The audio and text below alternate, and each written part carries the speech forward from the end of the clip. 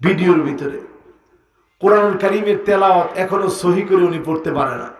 ওনারা আপনারা ইমাম মাহদি বানায় দিচ্ছেন। বাংলাদেশের একটা গ্রুপ একেবারে ফেসবুকে পেজ খুলে, তার নামে ওয়েবসাইট খুলে অলরেডি এখন নতুন করে মুরিদ বানানো শুরু করছে যে আসেন আমরা ইমাম মাহাদির দলে যোগ দিই।